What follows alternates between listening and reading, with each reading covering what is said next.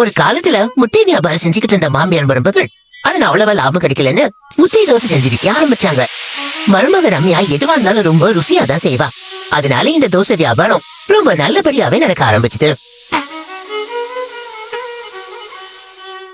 ஒரு நாள் வியாபாரத்தை முடிச்சே மாமியார் மருமகள் வீட்டுக்கு போய்கிட்டு இருந்தாங்க.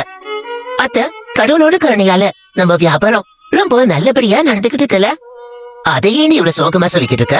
கொஞ்சம் சந்தோஷமா தான் சொல்றது. அட அப்படி இல்ல அத்த, நான் என்ன சொல்ல வரேன்னா, நம்ம வியாபாரம் நாளுக்கு நாள் அதிகமாயிக்கிட்டு இருக்கு. நாளையில இருந்து தோசைக்கு மாவு முட்டையெல்லாம் அதிகமா வாங்கணும். சரி சரி, அப்படியே பண்ணலாம். நிறைய பேர் கடைசியில வந்து எதுவுமே இல்லன்னு திரும்ப போறாங்க. அதனால நாளைக்குல இருந்து கொஞ்சம் அதிகமாவே செய்யலாம் அப்படின்னு சொல்லி வீட்டுக்கு போனாங்க. அடுத்த நாள் காலையில தோசை கடைக்கிட்ட வந்து தோசைகளை செஞ்சுக்கிட்டு இருந்தாங்க. அப்ப தினமும் அவங்க கடையில தோசை சாப்பிட வர ஷாம்பையா தோசையை சாப்பிட்டு இப்படி சொன்னாரு. இங்க பாருங்க மாமியார் மருமகளே, நான் புகழ்றேன்னு நினைக்காதீங்க.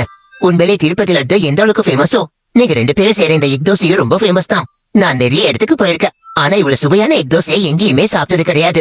அப்பப்பா, அதுவும் நீங்க செய்யற சட்னி சும்மா அப்படியே அள்ளி சாப்பிடலாம் போல இருக்கு. உங்க கடை தோசையை சாப்பிடாம எனக்கு நாளே ஆரம்பிக்காது. உங்களை மாதிரி ஆட்களானதான் எங்க வியாபாரம் நல்லபடியா நடக்குது. சுவையா இருக்கணும்னு தான் நாங்க குவாலிட்டியாவும் கொடுக்கணும். என்ன விடனாலும் சொல்லுங்க, நீங்க செய்யற தோசை அருமை, இந்தாங்க பணம் அப்படின்னு சாப்பிட்ட தோசைக்கு பணம் கொடுத்துட்டு போனாரு. அப்படி அந்த கடைக்கு வரவங்க எல்லாருமே தோசை ரொம்ப நல்லா இருக்குன்னு பாராட்டிக்கிட்டு இருந்தாங்க. ஒரு நாள் சட்னி தீந்து போச்சு. அதை பார்த்து மாமியார், ஐயோ சட்னி தீந்து போச்சே, ஆனா கஸ்டமர்ஸ் அவங்க பாட்டுக்கு வந்துகிட்டே இருக்காங்களே, சரி கொஞ்சம் தண்ணியை கலந்துடலாம் அப்படின்னு சொல்லி தண்ணி எடுத்துட்டு வந்து சட்னியில கலக்க பார்த்தாங்க. அதை பார்த்து ரம்யா உடனே அவங்க மாமியார் தடுத்து, அத்தை எதுக்கு சட்னியில தண்ணியை கலக்குறீங்க? இன்னும் நிறைய கஸ்டமர்ஸ் வந்துகிட்டு இருக்காங்கம்மா, அதனாலதான் சட்னியில தண்ணியை கலக்கலான்னு பாக்குறேன். கஸ்டமர்ஸ் வந்தாங்கன்னா சட்னி இல்லன்னு அவங்கள திரும்ப அனுப்பிடலாம். அதுக்கு பதிலா இப்படி சட்னியில தண்ணியை கலந்து நம்ம அவங்களை ஏமாத்த கூடாது இல்லையா?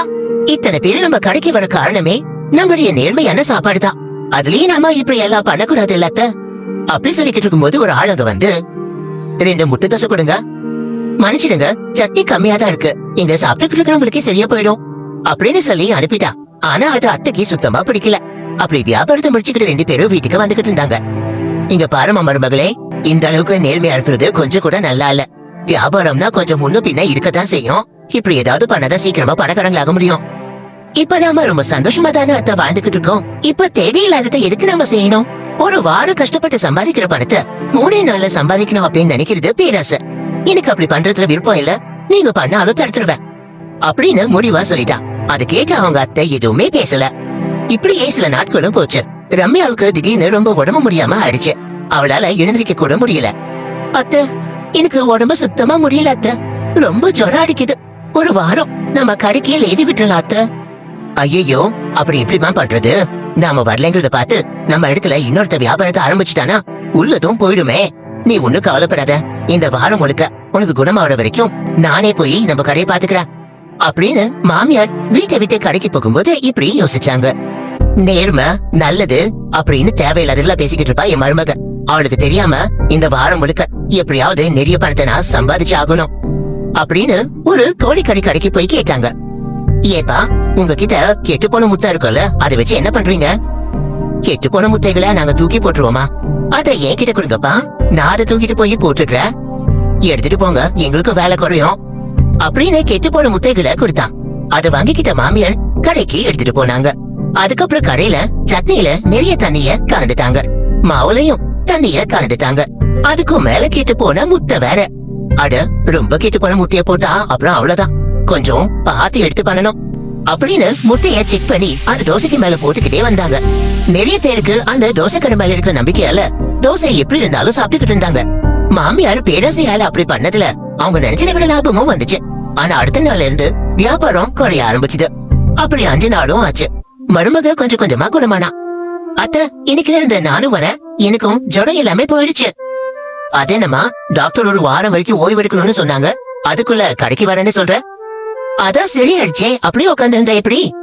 மருமகளே என் பேச்சு கேளு, நான் தான் வியாபாரத்தை செஞ்சுக்கிறேன்ல, உனக்கு எத்தனை நாள் வேணுமோ அத்தனை நாள் நீ ஓய்வு எடுத்துக்க.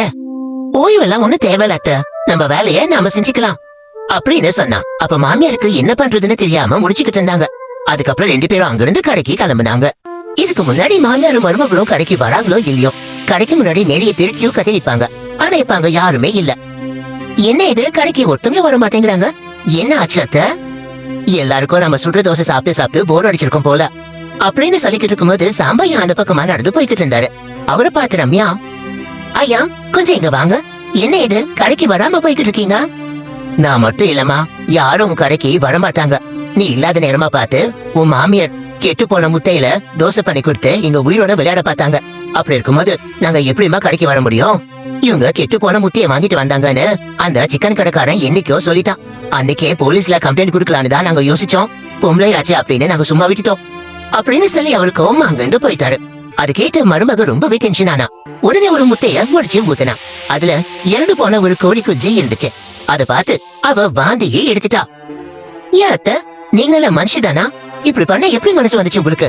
நீங்க இப்படி பண்ணுவீங்கன்னு தெரிஞ்சிருந்தா ஜுரம் இருந்தாலும் பரவாயில்லன்னு நானே வந்திருப்பேன். நல்லபடியா போயிட்டு இருந்த வியாபாரத்தை இப்படி கெடுத்துட்டீங்களே. ஒருத்தங்க மேல நம்பிக்கை வர்றதுக்கு பல நாள் ஆகும். ஆனா கெட்டு பேர் வாங்குறதுக்கு சில நொடி போதும். நல்லா நடந்துட்டு இருந்த வியாபாரத்தை உங்க பேராசையால மொத்தமா நஷ்டமாக்கிட்டீங்களே அப்படின்னு மருமக அழுதான். மாமியாரும் தப்ப தெரிஞ்சுக்கிட்டு அழுதாங்க. ஏதோ அறிவு கேட்டு போய் இப்படி எல்லாம் பண்ணிட்டமா, நான் பண்ணது பெரிய தப்புதான், என்ன மன்னிச்சிடுமா. மன்னிக்க வேண்டியது நான் இல்ல, நம்ம ஊர் ஜனங்க தான் அப்படின்னு சொல்லி எங்களை மன்னிச்சிடுங்க அப்படின்னு ஒரு போர்டுல எழுதி வச்சு அந்த போர்டு கடைக்கு முன்னாடி வச்சாங்க.